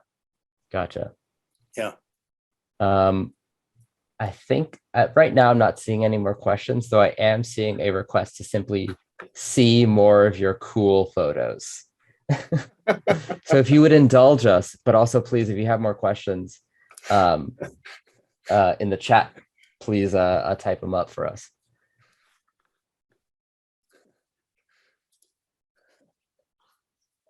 Oh, wow. This was kind of a sad situation. So these are Eurybunus harvestmen. You find them in the deserts in the springtime around here. And we were walking this old road at night, looking mostly for herps. And for some reason, there were some dead Eurybunus in the middle of the road. And so then more Eurybunus would come to the middle of the road to feed on them, and other people were stepping on them. So it was like this really horrible feedback loop. A question from Valerie that is also near and dear to my interests. How do you get the Hadronatus to stay so still for you that you can focus stack them? You know, that's a good question. So obviously I shoot a combination of in the field stuff and in the studio or at my house for things that are more challenging to photograph in the field. So like basically all of these are in the field in situ, but for Hadronatus are, you know, they're pretty small and they're moving fast, et cetera, et cetera. So something like this is photographed in the field in situ, but you know, something like this is photographed at home. So I have a couple of things that I use. I have a short pedestal. It's just actually a candle holder. I should have brought it, but it basically raises the specimens up onto a pedestal. Mm-hmm. And then that allows me to get at eye level or sometimes even below them. Mm-hmm. So changing my perspective. And then sitting on top of that pedestal, and this has been really pretty important for me, I have a little tiny plastic Lazy Susan that I can spin. So that allows me to move where the specimen is looking as the specimen moves around. So I'm always generally shooting this in a big white tent, just so I can keep the specimens from getting away, mostly because I'm not illuminating the tent per se. So I'm in my white tent. I have my pedestal. I have my plastic Lazy Susan, which, you know, costs $5. I have substrate that I collected at the locality where I collected the specimens. I'm shooting, you know, the specimens, and they're just sitting up there moving around. And then I'm just spinning my Lazy Susan, taking pictures. I also have a little portable LED light on the side, which helps me to further illuminate the specimen to focus on the specimen to help focus. But I'm looking up the pedestal and the Lazy Susan are two key things. Sorry, what'd you say, Sebastian? Oh no, I said that now that I know, I'm looking one up right now. Yeah, do it. Because we did hack together something like that for research filming. That was a very, very janky version of a Lazy Susan. So, where did you get yours, Marshall? My Lazy Susan? Yeah. Who knows? Online somewhere. I just Googled them or searched on Amazon, and I got a few hits. Yeah. I just put in Lazy Susan plastic, and stuff came up. Yeah. So, and again, you want it to be, you know, mine is about this big, so something that's fairly small platform. You know, whatever that diameter would be. Gotcha. 4 to 5 inches, something like that. Okay. Not too big, not too small. So the animal can't get too far away from you, because I remember that was a thing. Cool. Yeah. Plus, you know, I'm moving it. Basically, I want to be able, regardless of where the specimen is, I want to be able to focus closely on it. So if the Lazy Susan was too wide, it would kind of block me getting in closer to the specimen if I want to stay kind of up underneath it. Gotcha. Does that make sense? Yeah, that does. Thank you I have some orders to place. A question from Sarah is this white tent of which you speak. Is it actually a tent? Can you show us like kind of what that is? I should have brought it along. It's just you know, it's anything that anyone shoots macro kind of. If you're going to shoot like pictures of rings or small products, it's just it's maybe like 2 feet by 3 feet white tent. Again, pretty common on Amazon or whatever. Rebecca's asking, do you mean like a light box? Because I've seen that. It's a light box. Okay. Okay. A light box. Gotcha. Terminology. Yeah. Portable light box. Portable light box. Yeah. And you bought, is that yours is like a plastic one? It's made out of fabric. Yeah. Fabric. Yeah. This is also a construction project for people that you can try making at home that I've had decent success with, of using like tracing paper or thin fabric and using like a cardboard box frame to try to make something that kind of isolates the light of stuff. But they also sell ones that are like pre-made. There's a question from Moses about telling a story with imagery in composition in a single frame, or building a story with multiple images. So yeah, that's the ideal. That's the ideal of photographic documentation of the natural world, is if you're telling something important about the life history that you're observing, behavior, the ecology, and those types of things. You know, sometimes you're out in the field and a story is happening right in front of you, and you're just prepared to catch it. Otherwise, it's something that you can go out and search for. And then what you have to do is try to do that justice with what you've choices you've made with your photographic technique. But yeah, it's sometimes for recreational macro shooting, we don't, you know, reach that pinnacle, but it's very important. And I think the talk by Jillian Cowles is going to be very illuminating in that regard, because she has some really good work telling stories about natural history of arachnids. For sure. She's awesome. Spectacular. There's a really interesting question that just came in about the websites that you use. So Greg wants to know, can you describe like what role does Flickr play for you in terms of, is it your main place for public sharing of your images? Is it like a portfolio of just your best stuff? How does it complement, you know, what you're posting on other places like Twitter and iNaturalist? Mm-hmm. Yeah, that's a good question. That's kind of changed through time. So iNaturalist these days is kind of where I put most of my what I would consider to be documentation imagery. And if something is a little more artistic and pleasing to me somehow, then I will put it on Flickr. So I actually used to have a bunch of stuff on Flickr, and I just took it all off and now have, you know, I guess what I consider to be my portfolio. But I mean, I guess I'm kind of humble. I don't really think that, I mean, some of my stuff is okay, but whatever. It's really just for me. I guess my Flickr page is for me. And then the others, like iNaturalist in particular, also Bug Guide, is really documenting the diversity and distribution through imagery. Flickr as a photo community has really changed, if not died. It used to be a very enthusiast-centered site that everybody was exchanging tips and comments, and the other social media kind of superseded it. And I'm not on Instagram, so Flickr for me is just kind of a vestige of the past, but I still like to keep them up there.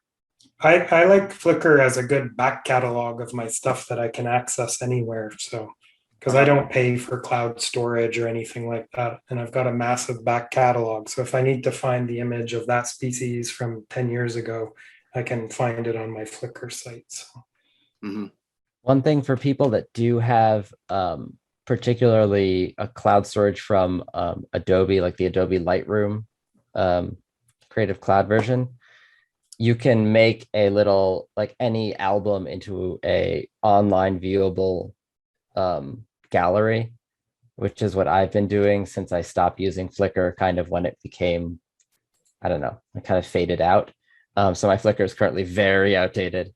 But this is something that since it syncs with my Lightroom, I don't need to go to a website, upload a photo, type all the information again, name it, yada, yada. It's just, I put it in a folder and it's there, and it's a static link, which for me is helpful. But obviously that has a price attached to it, which is like, we did get there were several people that just want to remind you, Marshall, your photos are incredible. And you need to understand that they're really, really good and we love them. But also a question about photographing genitalia. Have you tried taking photographs of palpebulbs or epigina with this setup? And if so, how well does it work? You know, because I'm fortunate enough to have my position, I'm actually, right next door to me is an imaging system that I use for my research purposes, to, you know, stack genitalia images and stuff. So that's what I use. But that said, I think that if you combined, you know, basically what I've shown you with a macro rail in particular, and, you know, you'd have to adjust what your light setup looks like, but you could take, you know, with a macro rail, maybe with an extension tube, you could take certainly publication quality images of very, very small genitalia. I know you could. So I think that's a slightly different topic, but it's something that I've been thinking about. Gotcha. There's certainly no reason to spend $20,000 on a fancy imaging system these days to do that. in my opinion. A related question about imaging systems is, you said you have a scope. Can you say what you use to image stack from stuff on that scope? Is there a proprietary program, or do you use the same as your regular No, photos? it's Helicon or Xerine. Okay. So one of the options that we've mentioned before, Helicon Yeah. Focus or Xerine Stacker. Excellent. Yeah. Thank you.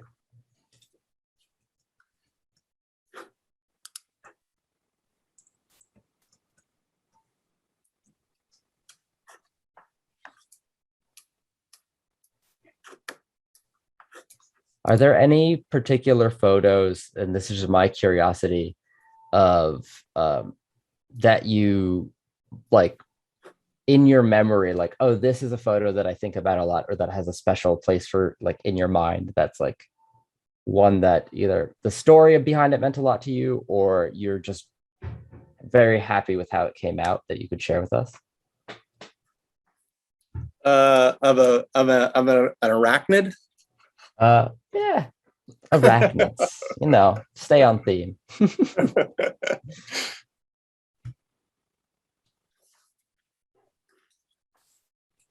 Well, I mean, all of them have pretty wicked stories. So this is a Uagris from the Paloncillo Mountains of far southwestern New Mexico. And I mean, the place was cool and the spider's cool. I just also like how the image came out. And it's a good example of kind of the quiet light philosophy that I think is important. This is an amazing cave dwelling harvestman from southern Washington that's only found in lava tubes about 10 kilometer square area. That's where it's endemic to. Really pretty awesome. I have a related question about that, actually. When you are shooting cave animals or at night, what do you do to be able to see the animal before you trigger your flash? That's a good question. So obviously I'm using a lamp, but the nice thing about that flash that I showed you was that it has that central LED arm, and I can use that as a focus light. Yeah, exactly. Excellent. That's key for night photography. Was there anything that you used before you got that twin flash system, maybe for people who don't have access to it? You can tape a little pen light somewhere, either on your flash or somewhere on the lens hood, that can be used to illuminate your subject. You just want to watch making it too intense so that you don't get bleed through of the constant light. Awesome. Thank you for that. Lots of jerry rigs that you can use for sure. Yeah, I'm surprised and impressed about how much this stuff is like, get some tape and just tape it. And that seems to work really well for diffusers, lighting. It's great. Or if you have a field assistant, be like, Catherine, come here, light this thing up with the flashlight. A question from Tracy in the tropics. Any special gear recommendations for shooting in wet conditions? Because a lot of good arachnids out there, but also water.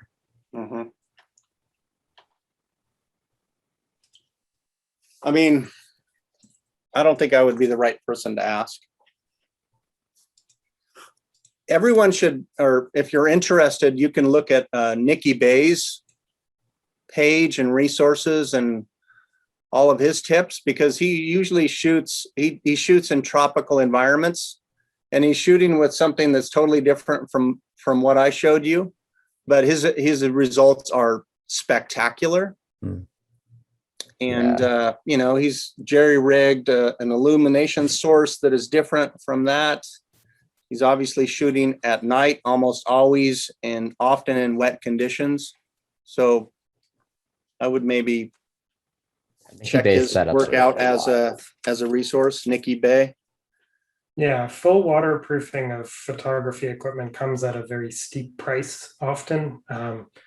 You got to work with what you're comfortable with. Sometimes you can just get these plastic rain sleeves that help a lot if it's just a misty kind of night.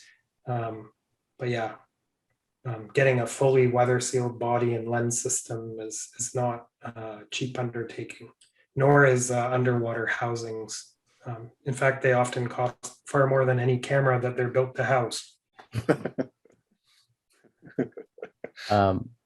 I've got a question actually about flashes. I've got a setting on my speed light called the zoom of the flash. And I know that syncs with on my system, it syncs with, how much I'm zooming the lens. But I heard somewhere that you might want to manually set it to be, I guess, zoomed, like not focused far away, zoomed like kind of further back so that it diffuses the light more. Is that, as opposed to focusing it more forward? If you're that shooting into a diffuser, then you want it zoomed as wide as possible, because the distance of the diffuser from your light is very small. So you want as much of that diffuser to get light as possible.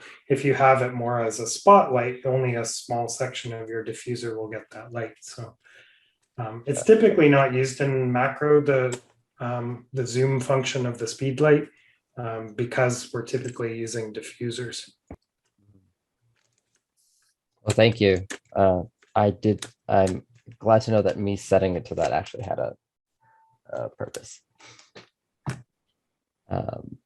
Got some great links to some excellent photographers at the chat, which I'd recommend checking out.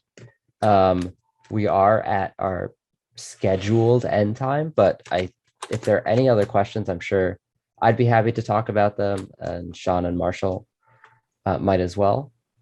So if there's any last questions that you might have, get them in now, unless you guys are all itching to go out and try what you've learned for yourselves, which I would understand as well. So one thing I could advocate for all you people who are doing online meetings now is most of the camera manufacturers now have an option to plug in your SLR as a webcam. In fact, that's what I'm shooting with right now. That's what's photographing me.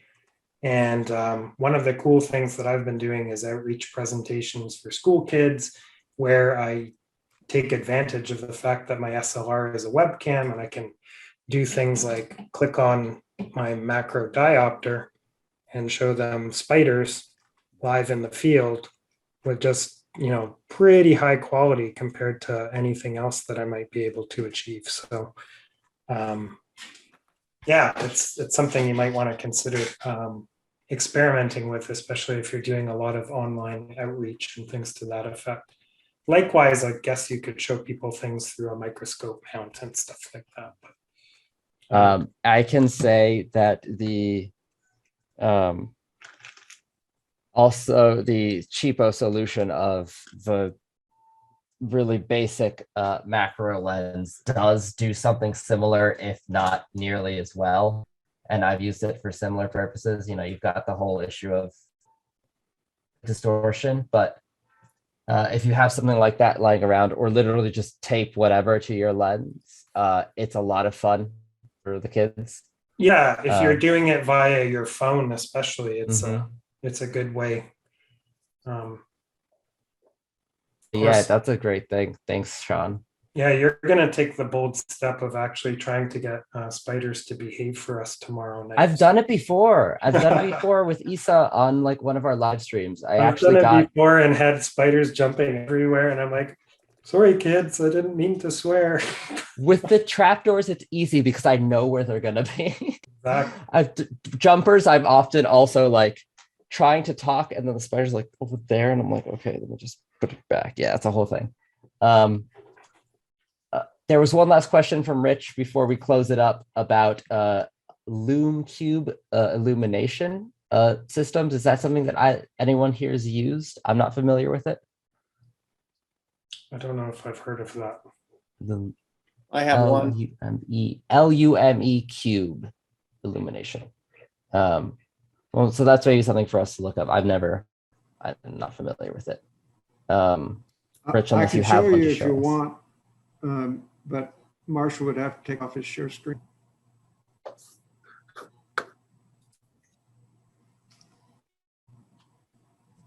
Oh, it is a cube. So it's a cool, you could put it underwater, among other things. So it's another thing like that. It's great in the tropics. It's actually extremely bright. You can use it as a flash, or you can use it as a graduated illumination, all the way up to extremely bright. I think the main advantage of that is for doing dramatic background lighting, but it can also be great for shooting video because you've got consistent light rather than the flash. So if you need bright light for a video, shoot the lume cube through a diffuser, and you can have an illuminated subject that's capable of having pretty sharp video with very little noise. What are you using to diffuse?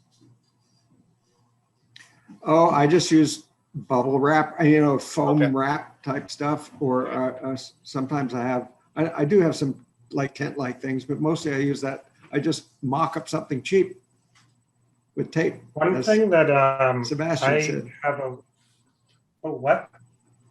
One thing I have a lot of fun with, since I shoot a lot of studio type stuff, or in the field, sometimes I'm shooting with wireless flash triggers, is to use a second light in the background. So I've got light coming from behind the subject, so that if the subject has any translucency to it, you can highlight that almost as if you're viewing it against like a rising sun or something to that effect. But it's a really fun effect to explore with arachnids, because some of them are, I think some of the images I've taken of like the Venusta orchard orb weaver are taking advantage of the fact that they're basically just like made of emerald glass. It's kind of cool. Another the lume cube's great for that background lighting. Also, I should mention that Joe Warfel, who takes fabulous macro photos, he cut a ping pong ball in half and tapes that to his lume cube as a diffuser. Another interesting luminary piece you could use that's designed to find your dog or cat urine on your carpeting is the black light, a little tiny flashlight that can add some really interesting blue lighting to some of the things you're shooting, day or night. Yeah, I've seen a lot of cool stuff with the black light and fluorescent species. Yeah, it always pays to aim a black light at something that's never had one aimed at before, because sometimes you'll discover, autofluorescence in a species that it wasn't expected to occur in. Exactly. And there's a link to the lume cube that someone just posted in the chat, and we'll save the chat as usual and try to compile everything together. But I want to give everyone time to go out and take some photos, and have lunch also, or breakfast if you're in the other side of the country. So can we please give a huge round of applause and thank yous to Sean and Marshall for their wonderful presentations. I learned a lot. I have now a notebook of settings that I'm going to put into my camera.